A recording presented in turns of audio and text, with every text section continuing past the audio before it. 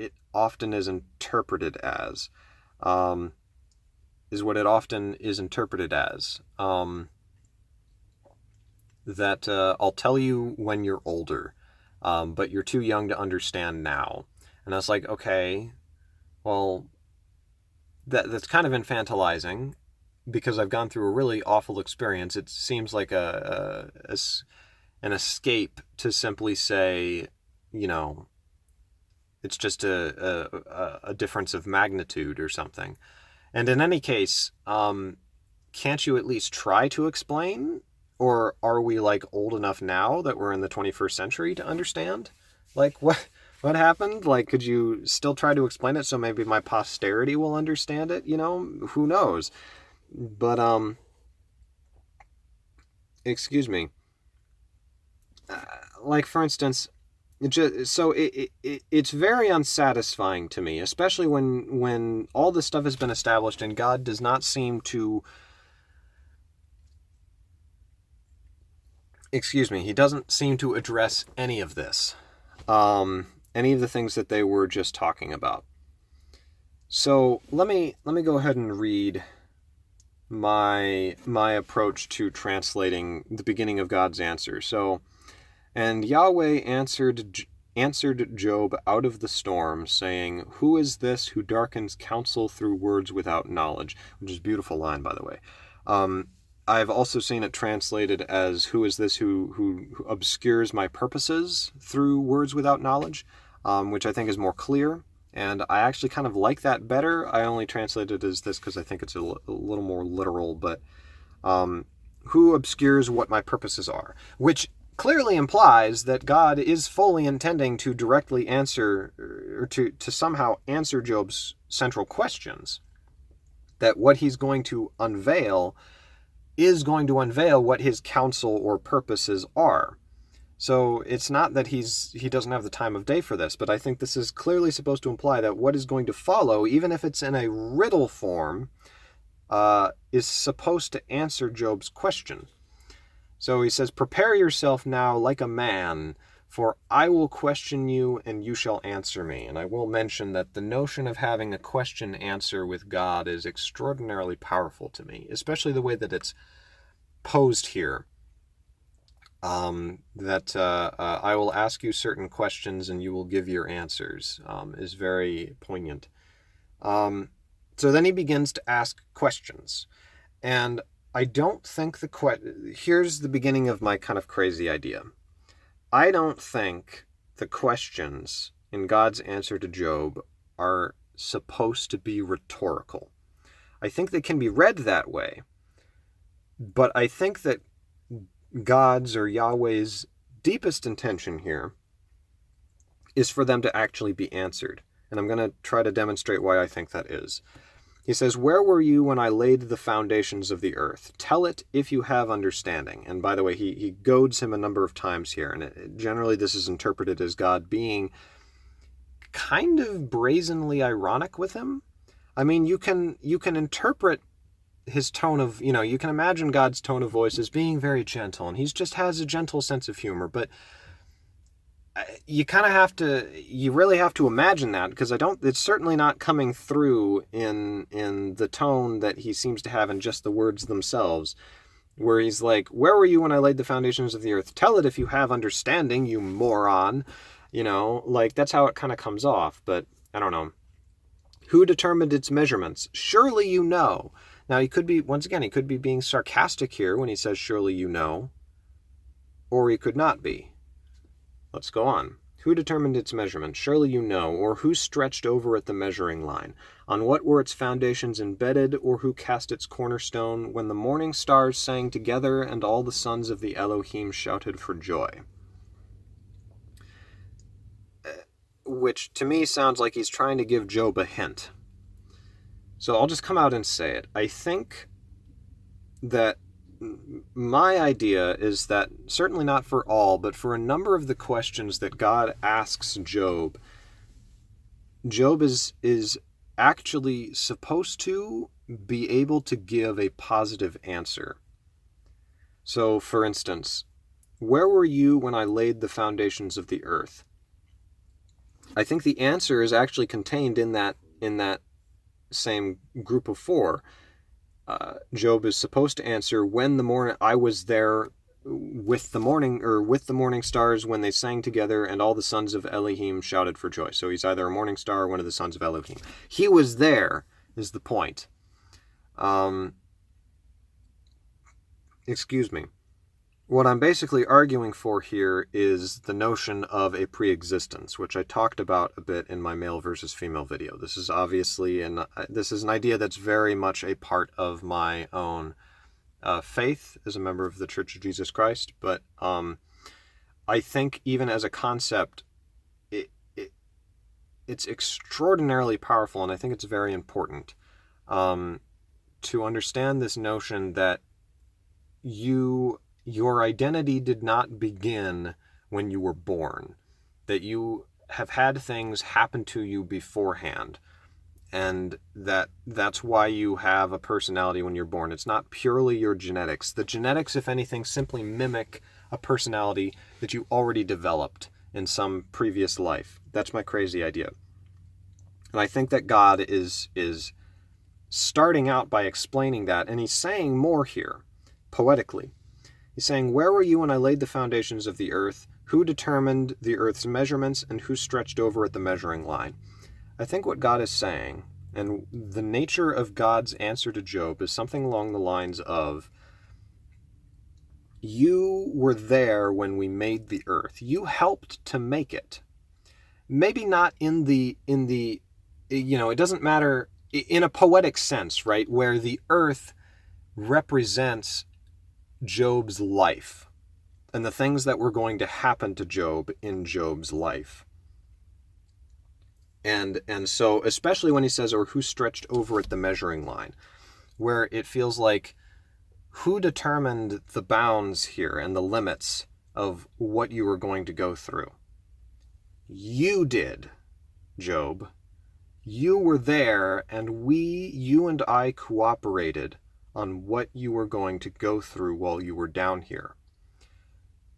So the crazy idea, and I don't think, if you want to think of it this way, you can, though I'm not really factoring in fully the prologue, but even with that, I mean, you could interpret it as Job is the accuser, which is, I don't actually believe that directly, but that's an interesting way to phrase it. But we'll set that aside. It's interesting. I kind of like the subversiveness of saying that, but that Job is the accuser, Job is Satan. I don't like saying that because of the implications of Satan. I just mean Job is the one who instigated this against Job in order to test Job's loyalty to Yahweh. And Yahweh agreed to this with conditions that were actually to lessen the blow that Job himself was intending to place upon himself. So Yahweh was fully merciful in this situation. But even setting aside the notion that Job is the accuser, as in the prologue, what I think is being said here is that I think the answer is, who determined its measurements? Job did. I think that's my intuition. I think it's a very powerful idea. And another part is wrapped up in this. I don't think that the answer is simply Job did, but I think you can interpret the doctrine of a Messiah just into these first lines, because of the notion that the Christ figure, the anointed one, that's what Christ means, the Messiah figure, the sacrifice, as was prefigured in Abraham sacrificing Isaac, this Christ figure, is the foundation of the earth, and is what the foundations were, is related to what the foundations were embedded into. So that's why it says, where were you when I laid the foundations of the earth? Because Job didn't set up the Christ. Yahweh set up the Christ. But this is all kind of wrapped up in the same event of I really need to give myself some air in here. I didn't want to, because I didn't want to disturb people with my rambling, but I can just talk quietly. I'm sweating so much, but sorry.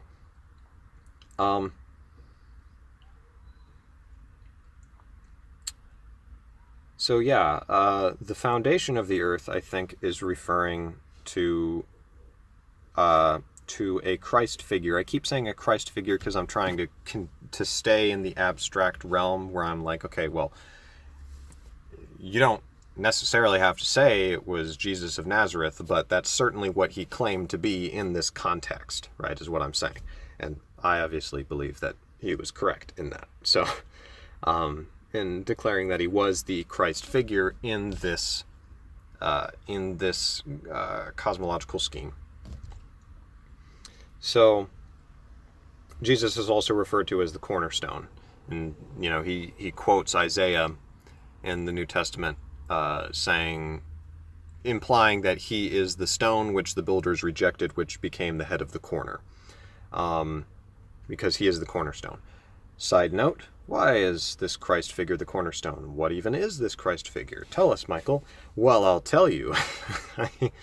I'll tell you in an odd way, because I find it most useful to relate it mythologically to... See, in relation to Job, what's being said here is, and it's a little bit fuzzy in my mind, but Job determined, okay, I consent to going through such and such trials. It's possible he might go through other trials because there is a certain degree of retributive justice in the sense that if you do a certain thing, then a certain thing will happen. So if Job sinned a bunch, came down and debauched himself, then he would undergo natural consequences as a result of that had nothing to do with anything that was set up beforehand. But especially in regard to things that happen to people when they have not done anything to deserve it, it is because they determined that they would go through that. And the reason they would go through that is because it is for some of the reasons that Elihu gave, and also to sanctify them, and for purposes. For instance, one of the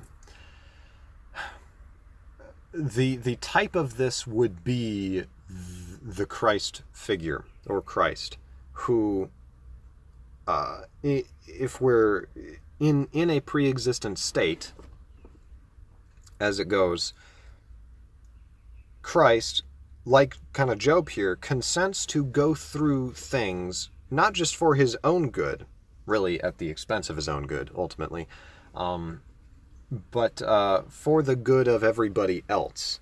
An idea with the Church of Jesus Christ is that Christ did not just perform a sort of metaphysical sacrifice, but he also underwent some form of an experience tied up with that allowed him to gain direct first-hand insight into all of the different kinds of pain that everybody and anybody would experience while here. And I think that is much closer to what's going on with Job. I think, or that you could argue that. That's certainly how it's been with me. I've gone through things that I am brazen enough to say I did not do anything, strictly speaking, to deserve it. I think I went through them because afterwards I found myself in a position to be able to help other people who were going through similar experiences. Or that my going through that experience showed other people, it has a lot to do with my mental illness. It was very helpful for other people to see somebody, so I kind of took the bullet for a lot of other people. That's how I interpret it, and that's why this is very special to me. And I'm sharing it because I think it's a very general, applicable principle to dealing with the reason there is suffering. I strongly believe that I, in a pre-existent state, consented to go through certain things that I have gone through. And I did them for specific purposes. And I don't know all of those purposes, but I've seen in my life what a number of them most likely were. And I think that is what is being communicated here. where Christ comes into this is it's setting him up as the foundation and the cornerstone. The reason Christ is the foundation of the earth, you can find it is this is by no means an exclusively Christian idea. This has existed for a long time in the ancient world. The ancients, I mean, every ancient civilization basically performed sacrifices. Often the sacrifices were actually of like a fertility rite kind, where it's literally, we will sacrifice a thing so that the crops will grow, or so that the world doesn't fall apart. So there's this notion that in terms of the retributive theory of justice, there is a price that has to be paid in order for life to occur, or in order for things to happen on a planet. Not even necessarily that things have to in order for things to happen on the planet, because I think you can still argue that it would happen anyway, but in order for certain things to happen, in order for the degree of order which we see to occur, some kind of a price had to be paid. And I don't understand all of the metaphysical implications of that, but that's how I understand the central Christian doctrine and how it relates into and accords with all of these ancient practices that are just continually the same thing. We're going to sacrifice somebody. We're going to sacrifice our king.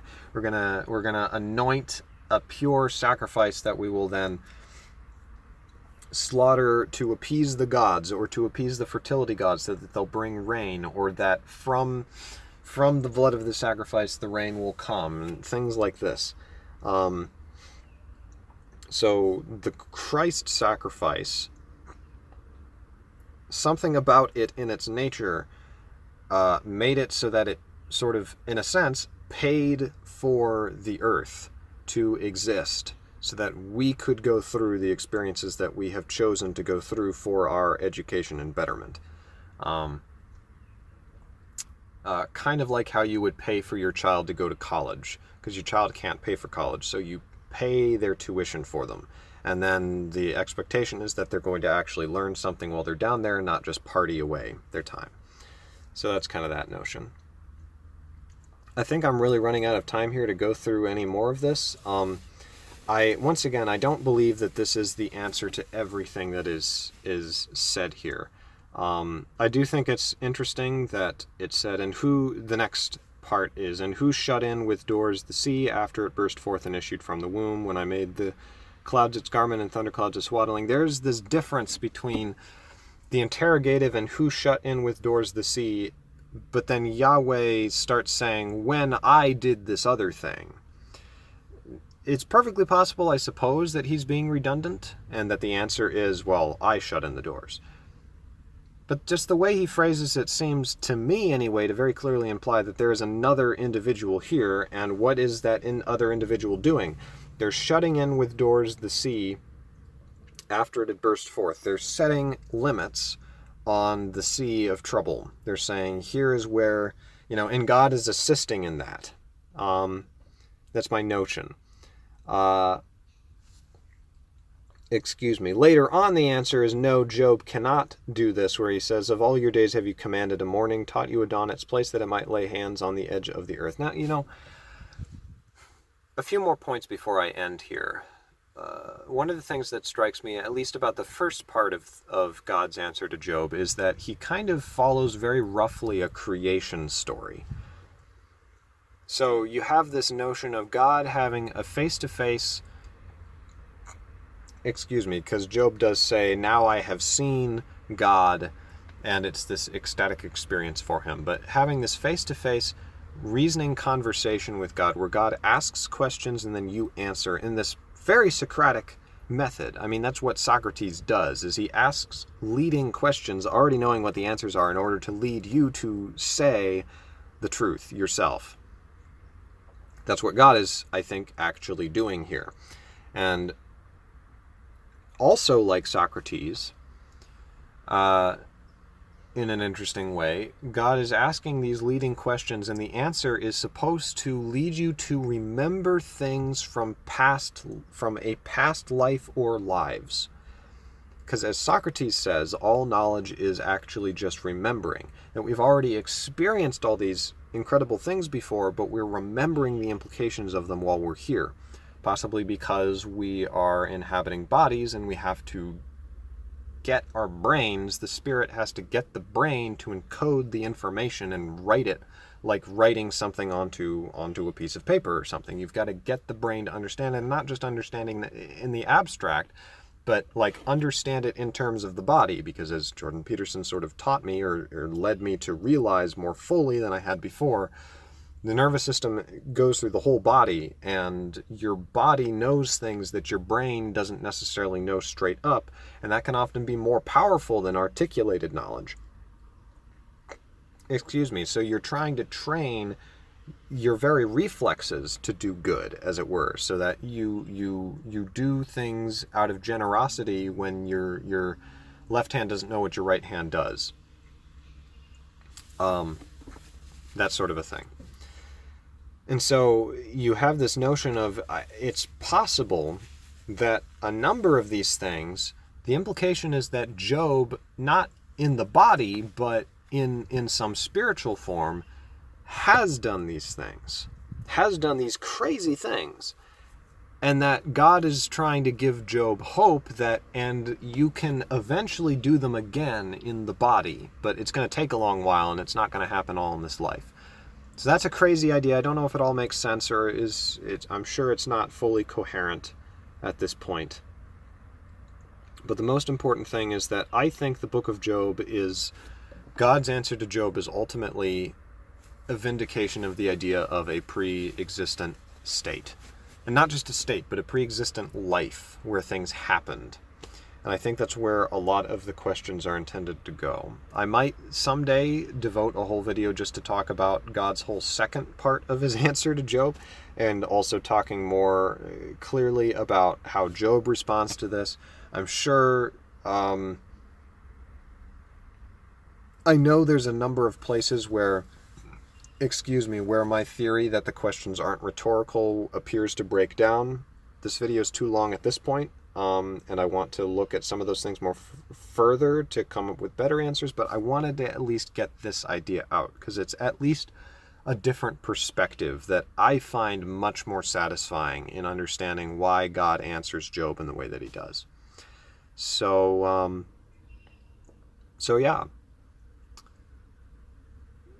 I was trying to come up with a silly thing to say while leaving, but I'll just leave with that. So thanks for watching.